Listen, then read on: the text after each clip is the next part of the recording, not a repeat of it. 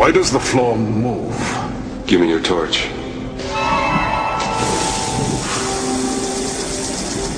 Snakes.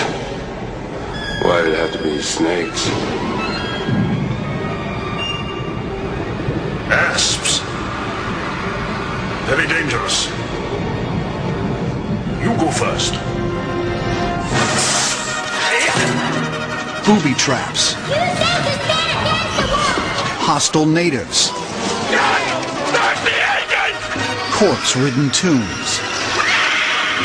And all manner of creepy creatures. Oh, rats. Are just part of an average working day in the life of Indiana Jones. Come on, show a little backbone, will ya?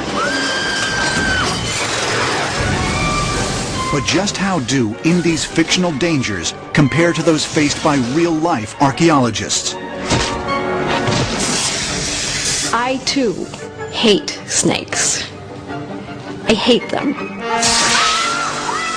A number of snakes in Egypt are deadly. I don't want to die for my profession. I've been in some countries where there are snakes in the caves. So we basically have to take stones, throw into the cave to make sure, they're not there. The horned viper is about less than a foot long, and it has two little horns on its head. It has a poison that affects the central nervous system.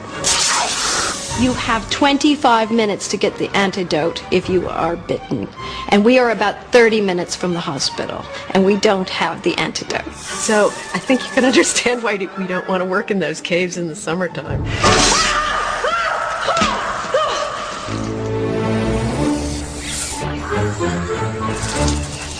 We're in an area, Conquen means nest of serpents in Quechua, and I've never seen so many snakes. Now, some of them are hunting snakes, and they're stupid, and they think you're part of their food. So every once in a while, somebody gets bitten by a fer-de-lance, Barbara Maria, as they call them, and you're dead if they bite you. I said, cut it out! Chalpate, which is another snake that, it's like a slinky. It sort of curls up and gets fat, and then jumps through the air and bites. But they're stupid, and they miss most of the time. And I mean, I've seen them hit a tree and spray this stuff out, and it's funny. And I don't want to ruin the romance, but tarantulas do not bite you. They're cute, nice, furry animals. Our kids keep them as pets, but they just climb all over you and they don't bite you. But what is deadly in the jungle are the mosquitoes. Every time a mosquito bites you, you're getting an injection. I've had malaria twice. Name a disease, I've had it, and it's from the bugs. So snakes run away, scorpions are just obnoxious, tarantulas are cute, but the mosquitoes are deadly.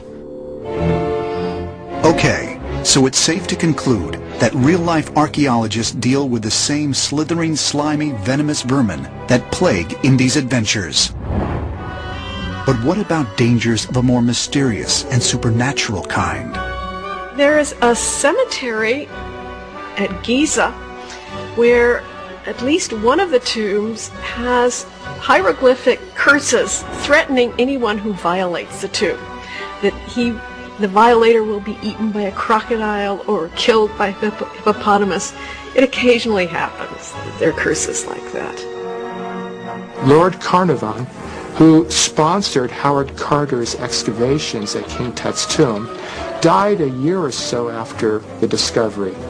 And this gave rise to a lot of speculation that there was a mummy's curse. Few people, though, that hold to this don't note the fact that Howard Carter himself, the archaeologist who not only discovered the tomb, but was the first one to enter it, lived for another 10 years after its discovery. And so most likely Lord Carnarvon died from something else.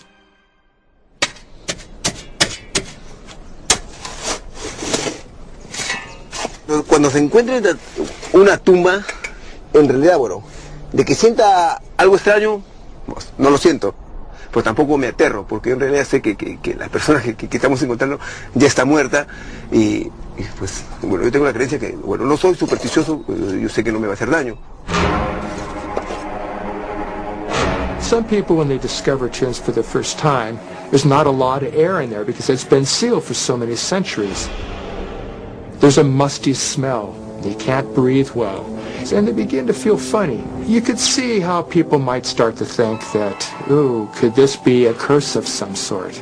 But in most cases, it's cave fever, which can be caused by ticks, bacteria, fungi on the walls. That a person, they put their hands on the walls and they touch it to their mouth, to their nose, can, infect themselves with various kinds of diseases that could, if untreated, kill them.